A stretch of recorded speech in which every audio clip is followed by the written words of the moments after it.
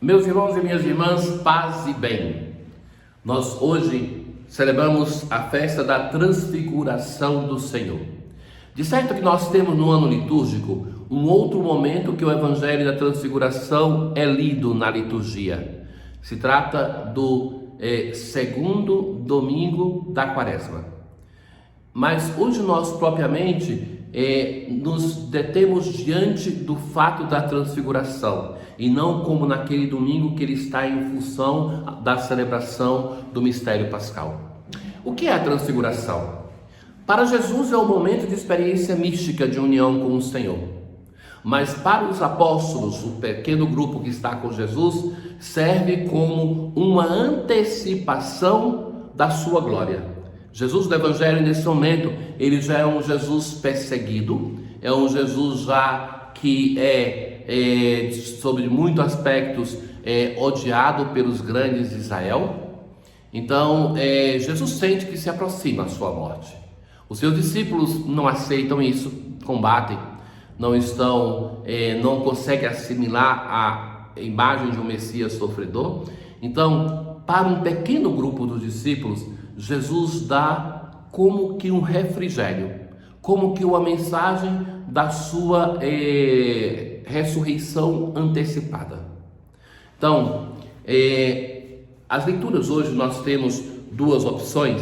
Escolha de comentar aquela que é do Novo Testamento, da segunda carta de Pedro, porque Pedro aqui transmite uma experiência que ele viveu, já que ele é um dos apóstolos que está com Jesus no monte.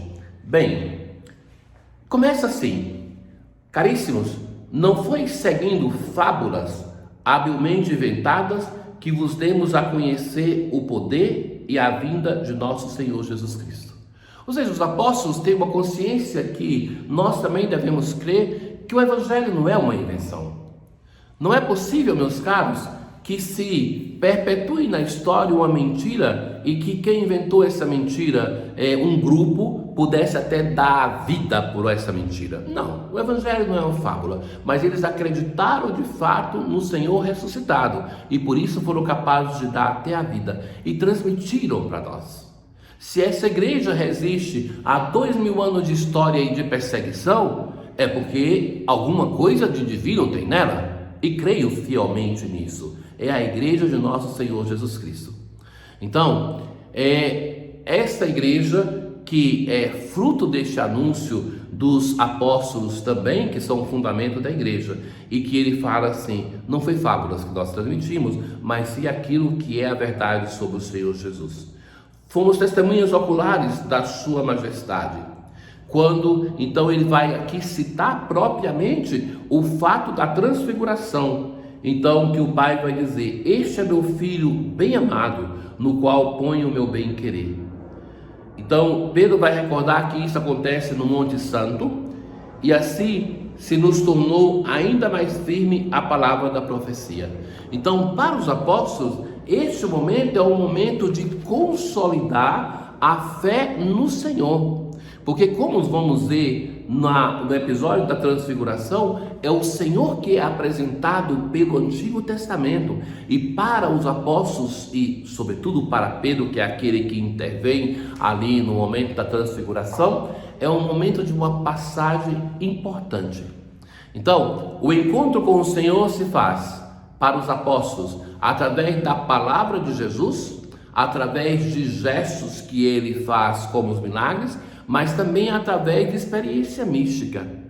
Então, na nossa vida também de fé, nós precisamos primeiramente escutar a palavra de Deus que vai transformar o nosso coração, mas também nós não podemos ignorar a experiência de fé, a experiência mística, a experiência de sonho, de imersão no mistério de Deus, porque isso também é um modo de Deus falar conosco, que ao longo da história da salvação, ele vai usar em diversos momentos.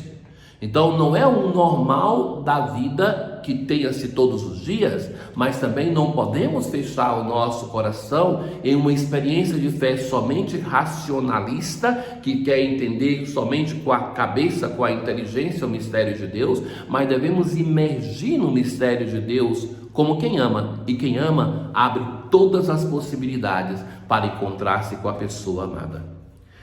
Então, hoje no Evangelho nós temos Jesus que toma consigo Pedro, Tiago e João. Pedro é aquele que claramente nos evangelhos é o chefe da comunidade apostólica. Tiago é o mais velho, depois de Pedro, e João é o mais novo. Talvez podemos dizer o discípulo amado. Então nós temos aqui Jesus que toma representantes que fazem ver a autoridade, que o mais velho é muito respeitado em Israel, mas também uma relação de afeto, de amor. Então, Jesus toma eles em um lugar à parte e vai te dizer que é um monte. Atenção, esse monte o Evangelho não diz qual é. Nós acreditamos que seja o Tabor, porque Orígenes, no século II, vai identificar esse monte como o Tabor, que tem a sua importância na história do Antigo Testamento, onde o povo de Israel vai vencer uma grande batalha. Mas na tradição dos evangelhos propriamente não se diz, mas se diz que vai no monte. O monte é o local do encontro com Deus, o local da experiência mística, o local dos grandes encontros transformadores, que as pessoas sobem o monte e quando descem transformadas. Assim também acontece com Jesus e com os apóstolos. Então as suas vestes ficam brancas. O que é isso? As vestes brancas nós encontramos também no final do Evangelho. É o sinal da presença de Deus. É o ressuscitado que está em plena comunhão com o Pai. É o Cristo antes da sua paixão, morte e ressurreição sobre o monte, que está em profunda união com o seu Pai. Então, de algum modo, a sua divindade sai dos limites da sua humanidade e se manifesta. Então, ali também aparecem dois personagens que são o exemplo, os representantes por excelência do Antigo Testamento, que é Elias e Moisés. E eles estão conversando com Jesus. Então, no Evangelho de Lucas vai dizer conversando sobre a sua passagem, sobre a sua paixão, porque também Moisés e Elias são mestres na passagem, no sofrimento. Então estão conversando com Jesus sobre isso.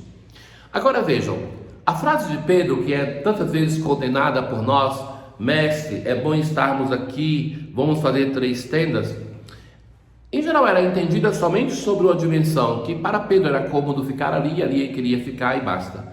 Mas também tem uma outra dimensão mais significativa, que a festa mais importante do templo era a festa das tendas, que era a festa da lei. Então, Pedro identifica que ali se está diante da palavra de Deus encarnada. E por isso, o fazer 3 tendas não era uma comodidade, mas reconhecer que Jesus é a palavra, que a festa das tendas é ali, naquele monte, em torno de Jesus, e não mais no templo. Seja como for, não era o ideal ficar no monte, tem que descer para a planície. A planície, que é o local onde nós encontramos as pessoas que precisam de nós, o nosso ministério, e portanto nós também deles. Então, os apóstolos têm muito medo. É o medo natural de quem se encontra com a grandeza de Deus. Então vem uma nuvem, que é o sinal da presença de Deus, e a voz do Pai: este é meu filho amado, escutai o que ele diz. Nesse momento já não temos mais Moisés e Elias, mas somente Jesus, porque o Antigo Testamento reconhece que eles foram preparação para a chegada de Jesus. Eles são profecia, Jesus é realização.